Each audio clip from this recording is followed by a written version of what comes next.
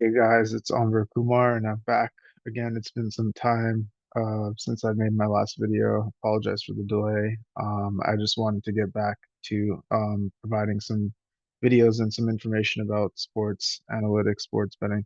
Um, I wanted to do NFL picks today, and I'm going to actually do this a little bit different. We'll keep the videos a little bit shorter. I'll still provide some professional analysis and some data analysis from ChatGPT, but we're going to go more straight to the point, which is I'm going to be providing you with the prediction pick for two NFL matchups that are taking place on Sunday. If you guys do want to stake, you can stake, but stake wisely, and let's profit together. And let's get straight to the video. So you can see I got my Real Madrid jersey on as I got back from Madrid a few days ago, and just felt like starting this video. So let's get straight to it. So what are the two games that we are going to be discussing today? So there's two NFL games specifically, as I said, that'll be taking place that I want to do this on, and these are the Las Vegas Raiders against the Baltimore Ravens and the Dallas Cowboys against New Orleans Saints. So Saints, Cowboys, Ravens, Raiders. Let's start with Cowboys Saints.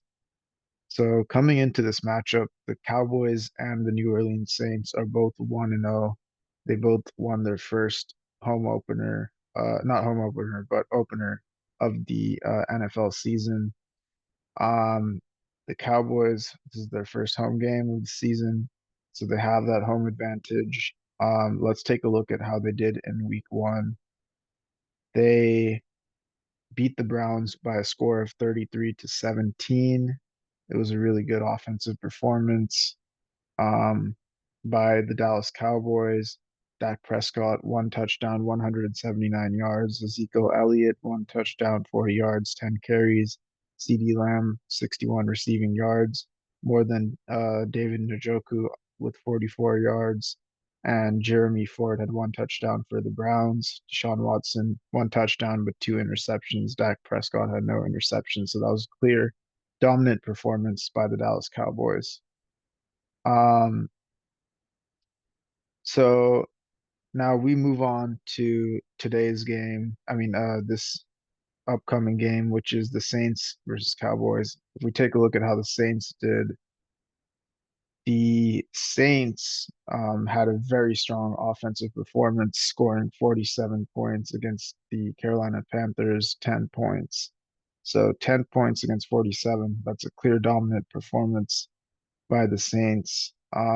Derek Carr had three touchdowns, 200 yards, very impressive. Bryce Young, 161 yards, two interceptions. Miles Sanders had 22 yards for the Panthers. Alvin Kamara had one touchdown and 83 yards. So that's a clear dominant advantage from rushing yards perspective and the throwing yards.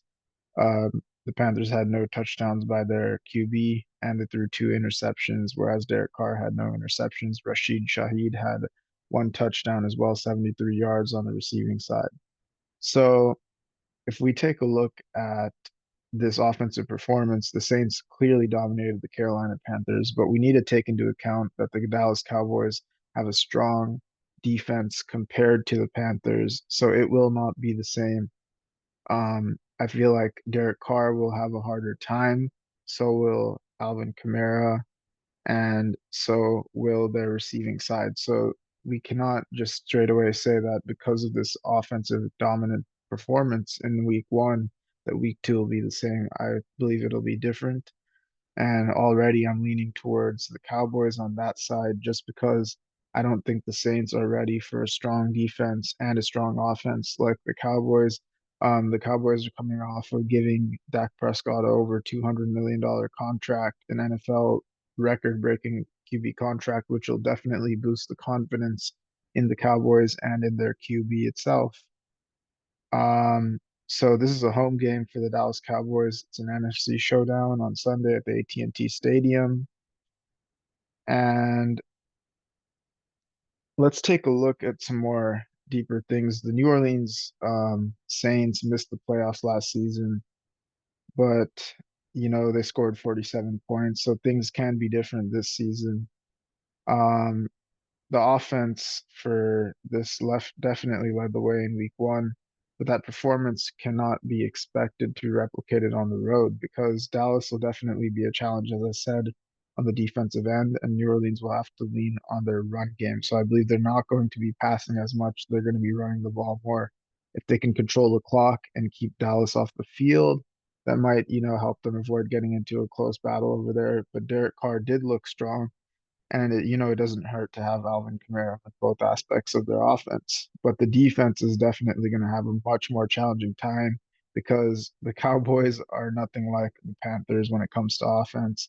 And they're going to have to pressure Dak Prescott if the defensive line can win their battles. Then that would be a good shot to limit Dallas's offensive success, but that's going to be difficult in my opinion. Um, the Cowboys do have some injuries themselves, but the length of their injury report is almost the same length of New Orleans injury report. Jake Ferguson questionable. Brandon Cooks might be expected to play.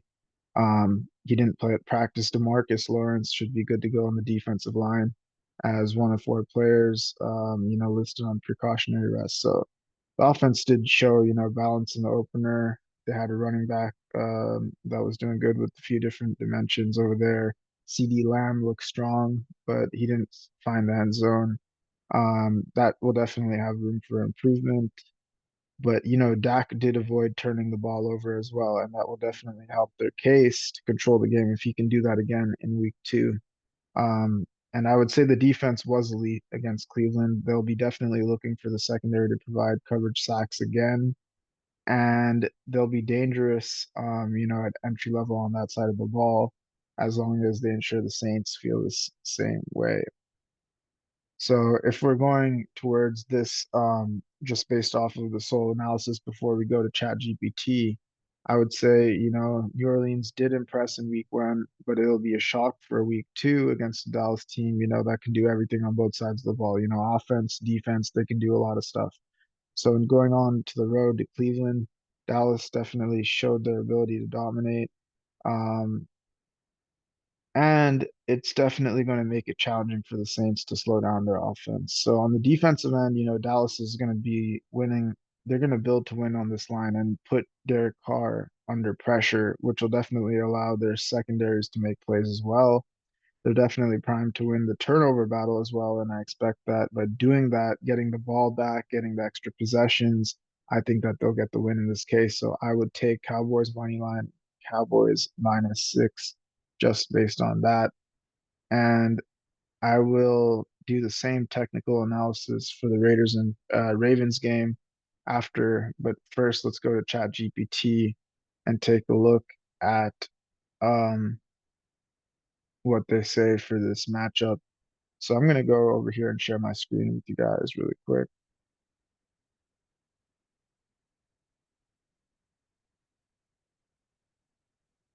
Okay, so if we take a look at this, so I asked over here, pull all the data from this NFL season for Raiders, Ravens, Saints, Cowboys, and then let's get a prediction. So it pulled up, data from 5 sites for the upcoming Raiders, Ravens games and Saints, Cowboys. But first, let's talk about Saints, Cowboys. So let's get down to this section because that's what we will, and then we'll head over to the Raiders, Ravens, and then conclude the video from there. So the Dallas Cowboys, they're definitely saying it's favorites according to the betting companies. Riding high after a strong week one win. The defense featuring Micah Parsons was a game changer, for they'll definitely put pressure on the Saints QB and Dallas's offense, led by Dak Prescott, will look to exploit mismatches against the Saints secondary lineup. The Saints, despite being underdogs, do have playmakers like Alvin Kamara and Michael Thomas, but that'll be a tough matchup. And the Cowboys are expected to win, but the Cowboys could be competitive against. I mean, the Saints could be competitive if Alvin Kamara can generate consistent yardage. Um, but then I said, why don't we do a little bit more deep analysis instead of just using the bookies odds and like scraping some high level data? Let's do a little bit more. So I'll just skip over this part because just to save time. But let's go straight to the results section over here. So this data is the same as this data, which it pulled. And let's take a look at, let's ignore the Ravens and Raiders for now and just look at these first and third rows right here, Cowboys and Saints. So the Cowboys are expected points per game, 26.9, Saints 22.8, yardage 412. You can already see it's more than 340 at the Saints level. Defensive points allowed is less, 19.5 to 21. Defensive yards allowed is less, 318 to 358. Turnover differential is a little bit higher. Um, Rushing yards is over there is higher. QB rating higher. Sacks allowed is less. Rushing yards allowed less. Offensive strength is higher.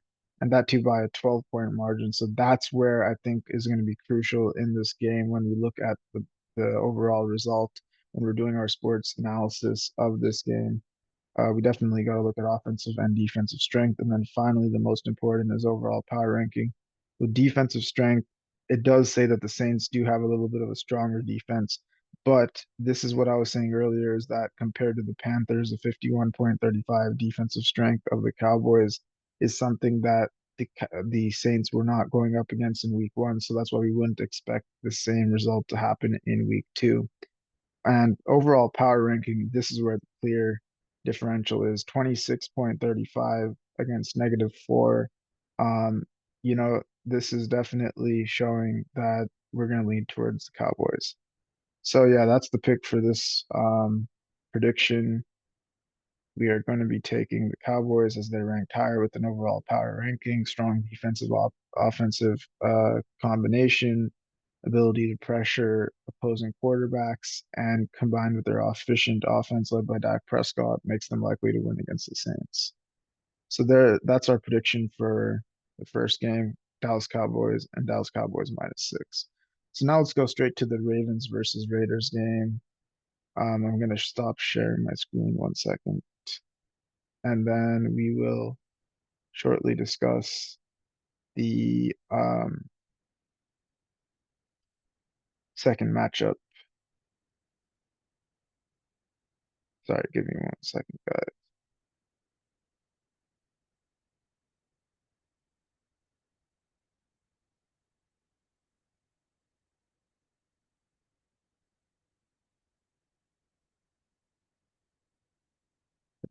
Sorry. Okay, there we go. And now let's go to Ravens versus Raiders.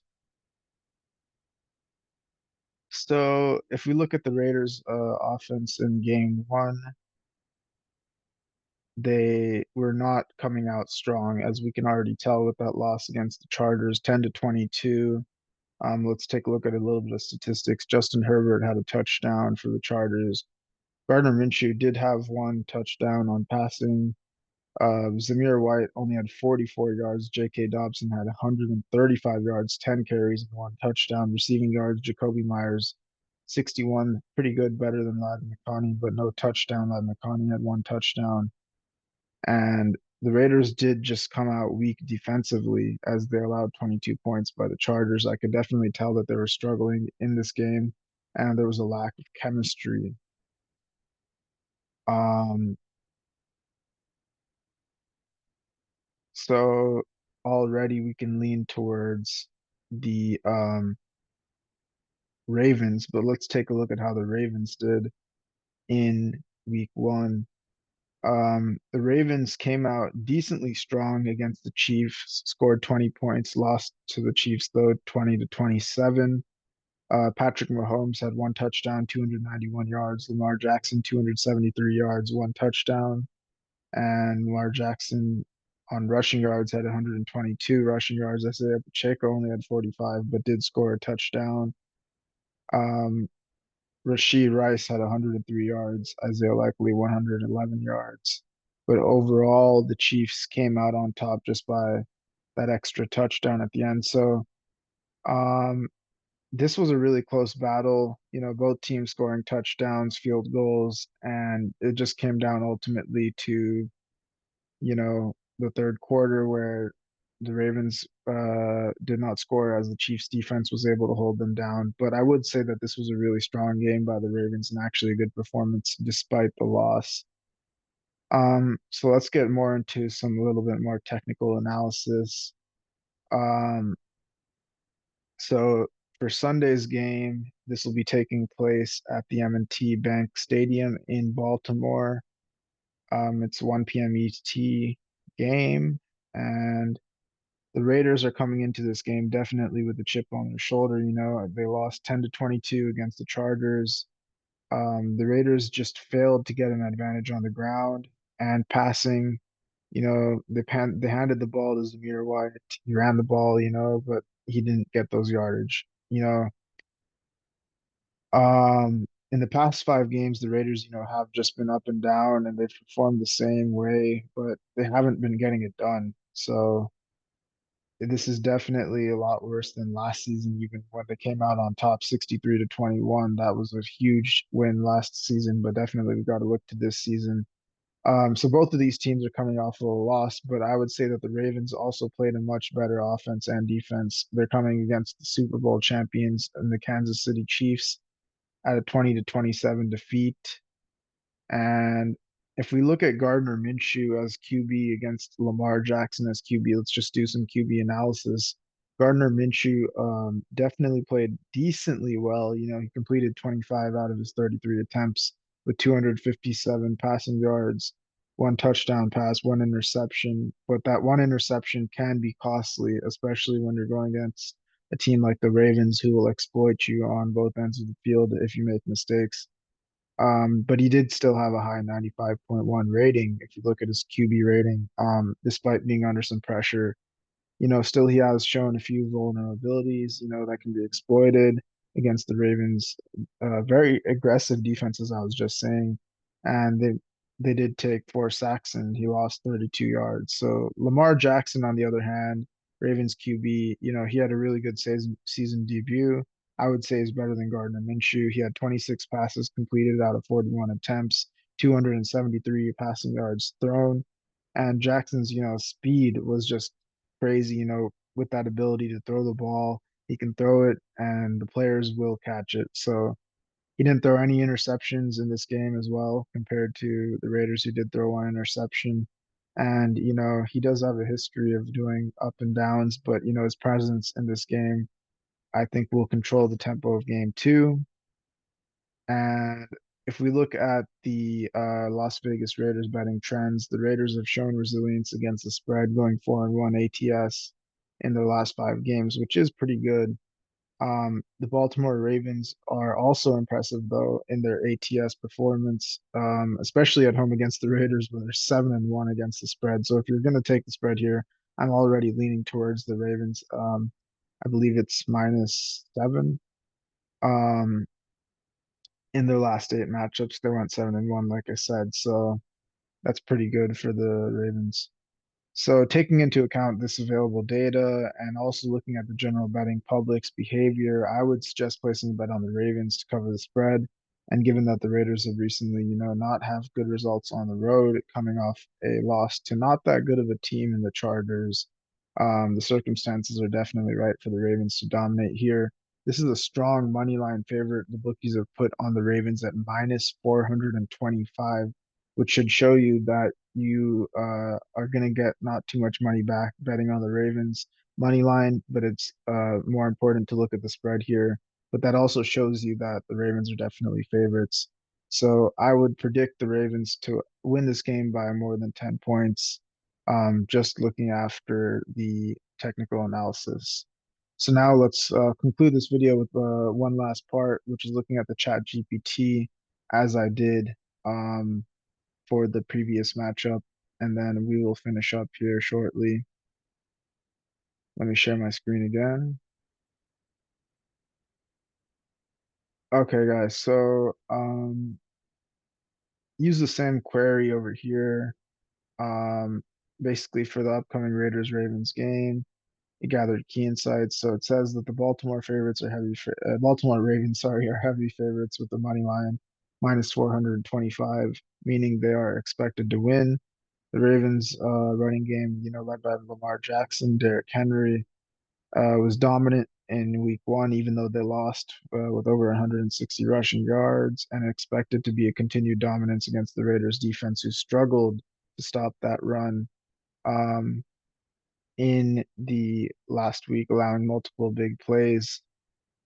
So the Raiders, now led by Gardner Minshew, showed some offensive chemistry with receivers Devontae Adams, Jacoby Myers, but his inefficiency under pressure, being sacked, is definitely going to be something that is a flaw against the Ravens' solid defense. So just looking at that, they say on ChatGPT that the Ravens are more likely to win based on a better rushing attack, defensive strength, but the Raiders might be able to keep the game close. But then I said, okay, let's go back and do some technical analysis, the same analysis that we looked at just previously. But now let's focus on rows 2 and rows 4 here. Um, so we look at points per game. Ravens are 24.7, 25, 21.7 for Raiders, 385 rushing yards, or just total yards, sorry, against 337, already higher. Defensive points allowed is less, 20 to 26. Defensive yards allowed, or that was defensive points allowed, sorry. Defensive yards allowed is 331 to 374 less. Turnover differential 8 to -4, huge differential right there. Rushing yards per game 162.8 to 115.6. QB ratings, we look at that 104.8 to 95. Sacks allowed 1 to 4. That's a huge important key factor. Less sacks. Rushing yards allowed 104 to 150. Offensive strength rating 63 to 55.25, and defensive strength 53. So the Raiders do have a little bit stronger defensive strength at 63.7 to 53.57, but the Ravens make up for that at 63.22 to 55. So I would definitely say that the Ravens are going to win this game. Now the question goes to the spread as to if the Raiders can contain the Ravens offense using that 63.7 defensive rating against 53.57. But honestly, I think that the offensive rating is a little bit more important because there will be flaws in the defense, cannot always contain such a strong offense.